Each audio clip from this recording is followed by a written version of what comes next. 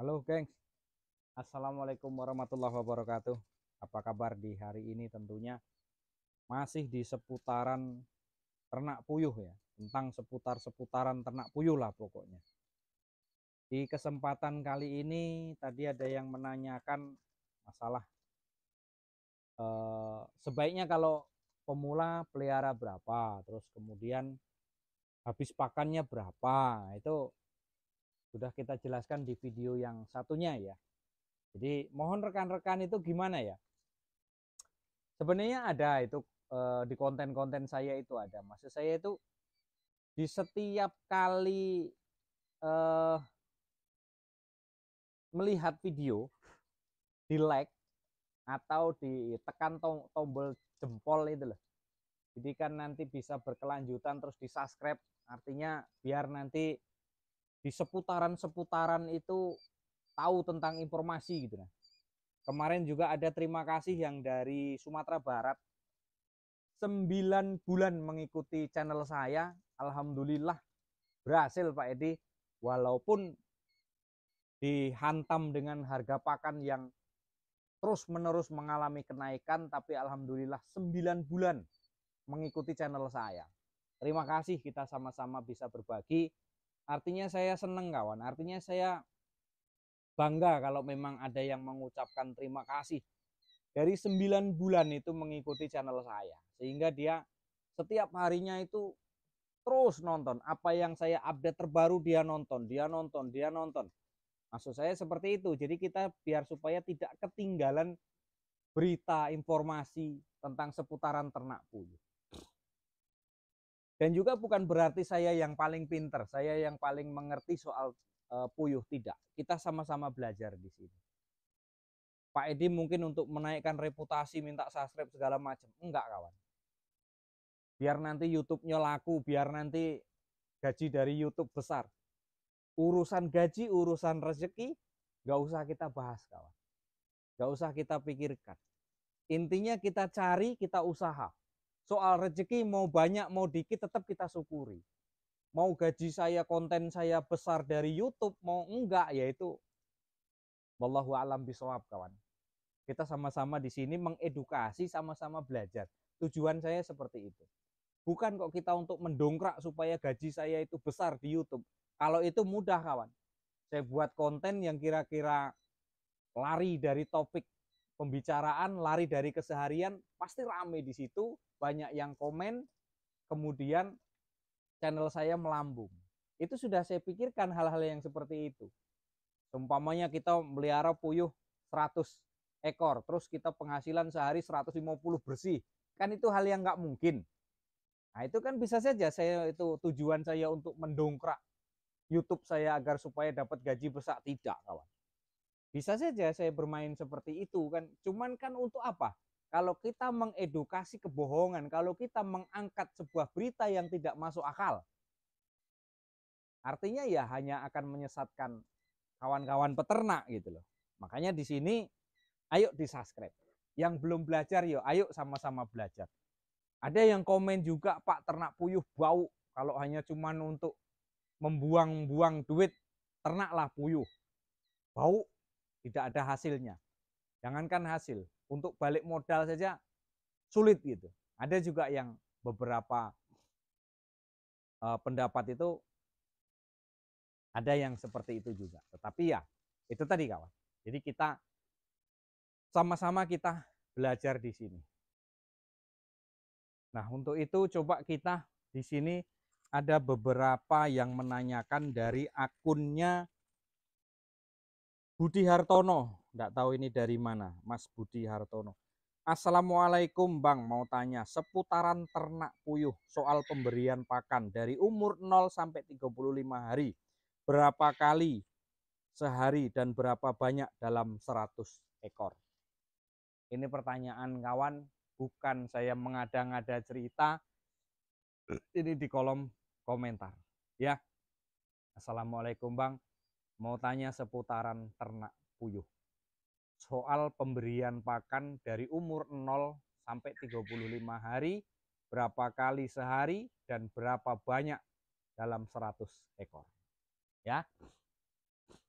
Jadi kita sama-sama kita bahas di sini kawan. Ini kebetulan ada puyuh yang masih DOK di sini ya.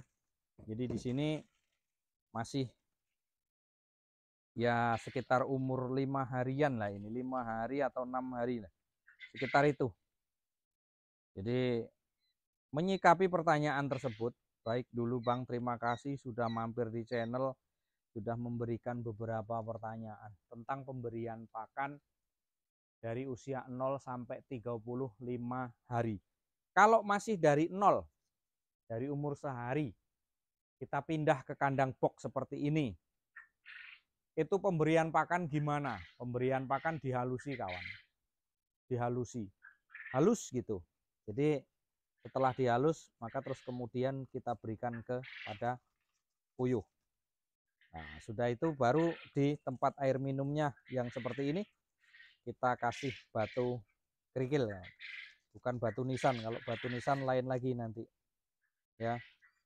Jadi kita kasih batu kerikil di sini supaya nanti puyuh itu tidak nyemplung ke posisi air minumnya, ya. Karena di situ ada kerikilnya. Jadi kerikil itu tujuannya untuk mengganjal air itu supaya tidak meluap. Kalau air itu meluap, maka puyuh nanti akan mandi dingin, kemudian dia akan basah.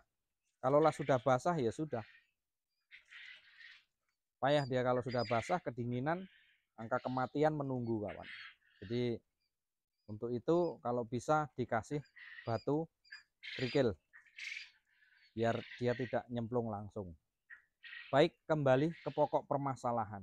Pemberian pakan berapa kali sehari kalau sudah di usia yang seperti ini, artinya dari 0.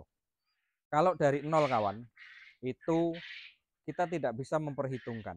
Hanya berapa kalinya itu kita tidak bisa juga memperhitungkan. Kalau bisa, pemberian pakan itu sedikit demi sedikit tetapi sering. 3 kali juga nggak apa-apa, 4 kali juga nggak apa-apa. Tetapi kalau bisa masih di umur-umur seperti ini umur-umur yang krusial kawan. Ya, angka kematian banyaknya di sini, di umur-umur seperti ini. Banyak sekali angka kematian di sini kalau kita tidak bisa merawatnya. Nah, kemudian masalah pemberian berapa kali. Nah, ini pokoknya main kira-kira, kalau dianya habis sampai kering ya kita berikan makan kembali. Sedikit demi sedikit tetapi lebih sering gitu. Artinya biarkan dia itu ngunyah terus gitu. Jadi biar proses penggemukannya itu lebih cepat. Dan juga kalau dia relatif kehabisan pakan sampai terlalu lama, dia akan kurus. Setelah dia kurus, dia akan bersenggolan dengan kawannya, ya angka kematian lagi, balik-balik lagi ke situ. Soal pemberian air minum, mungkin air minum, air putih juga nggak apa-apa, yang penting tetap dikasih batu kerikil itu tadi, supaya tidak tenggelam puyuh, tidak basah gitu. Nah terus kemudian habis berapa dari umur 0 sampai 35 hari itu tadi ya, pembahasannya di situ ya. Jadi kalau dari 0 sampai umur 35-an hari, itu kalau dalam 100 itu paling-paling dia hanya habis sekitar 40-an kilo kawan. 40-an kilo, 35 kilo, sekitar itu. Berarti sehari 1 kilo Pak. Ya nanti kan kalau di umur 35 ke atas itu sudah lain lagi pakannya. Sampai dia loss, sampai dia nggak kita ukur lagi, nah itu nanti sudah lain lagi. Kalau puyuh itu sudah mulai bertelur, baru kita ukur. Kita ukur itu pakai apa namanya? Dengan ukuran. Kalau untuk puyuh dari saya itu 23 gram ya dalam seharinya. Itu kalau sudah bertelur. Jadi lain soal kalau sudah tidak, kalau belum bertelur gitu loh. Maksudnya kalau dia belum bertelur ya kita pakannya ya kita loss seperti ini.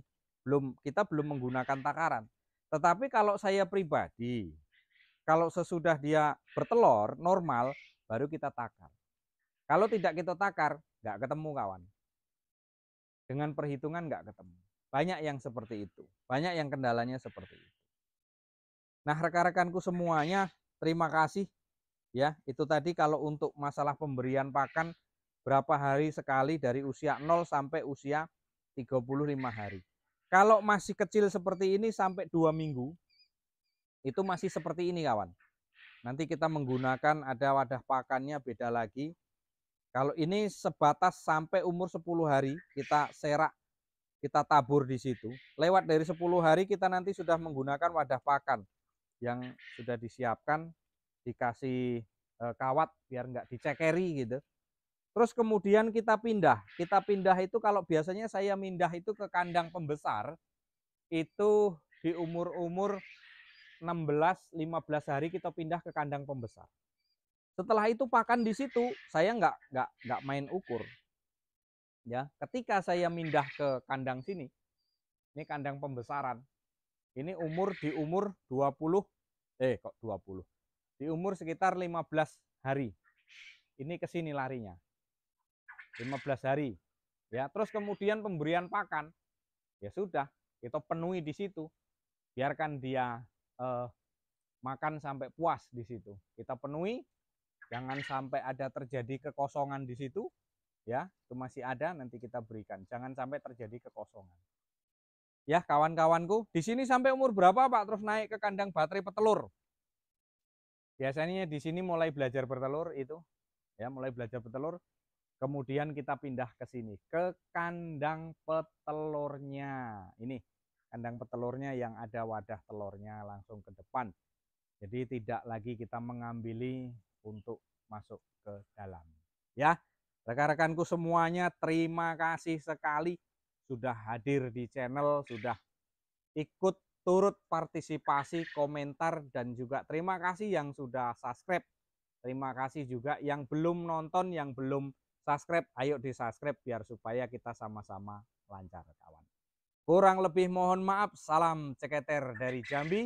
Wassalamualaikum warahmatullahi wabarakatuh.